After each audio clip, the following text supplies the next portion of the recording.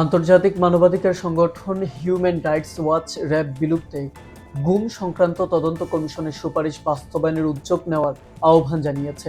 যুক্তরাষ্ট্র ভিত্তিক মানবাধিকার সংগঠনটি বাংলাদেশের সংস্কার নিয়ে একটি প্রতিবেদন প্রকাশ করেছে। গত ২৭ জানুয়ারি তাদের ওয়েবসাইটে প্রকাশ করা প্রতিবেদনে দেশের বর্তমান পরিস্থিতি তুলে ধরে সংগঠনটি বলেছে, শেখ হাসিনা সরকারের পতনের পর নিরাপত্তা বাহিনী আবারও আগের মতো গ্রেফতার ধরপাকড় শুরু করেছে।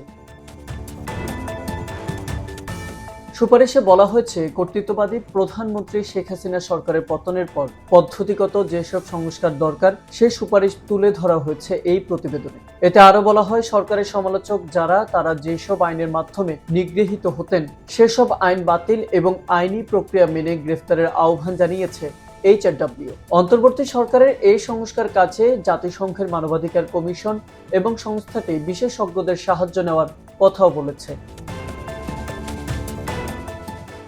HRW বলছে, ২০ বছর ধরে বাংলাদেশে মানবাধিকার ইস্যুতে কাজ করছে তারা।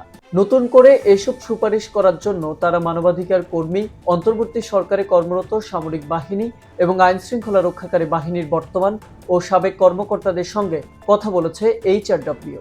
বাংলাদেশে স্থায়ী সংস্কার নিশ্চিত করতে অন্তর্বর্তী সরকারের উচিত আগামী জাতিসংঘের মানবাধিকার কাউন্সিলে একটি প্রস্তাব উত্থাপন করা, যাতে এই সরকারের পরও সংস্কার হয়। এছাড়া দাতা দেশগুলোর উচিত বাংলাদেশে পুলিশ সহ আইন শৃঙ্খলা রক্ষাকারী বাহিনীর প্রশিক্ষণের ব্যবস্থা করা। তবে এর আগে বাহিনীগুলোর আমূল সংস্কার দরকার।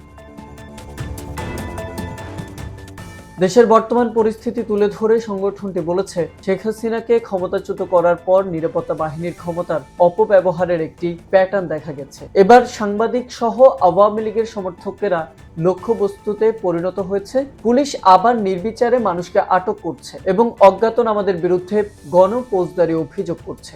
এর মধ্য দিয়ে কাউকে গ্রেফতারের সুযোগ পাচ্ছে পুলিশ।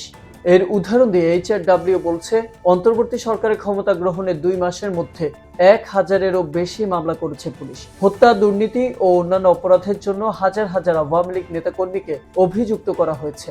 আওয়ামী লীগের মন্ত্রী ও গুরুত্বপূর্ণ এমন ৪০০ নেতার বিরুদ্ধে তদন্ত শুরু হয়েছে।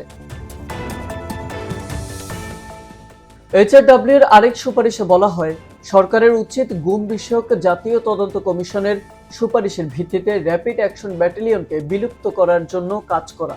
পুলিশ ও সামরিক বাহিনীর সদস্যদের নিয়ে গঠিত এই সন্ত্রাস বিরোধী সংস্থাটি অসংখ্য বিচার বহির্ভূত হত্যা, নির্যাতন এবং জোরপূর্বক গুমের জন্য দায়ী।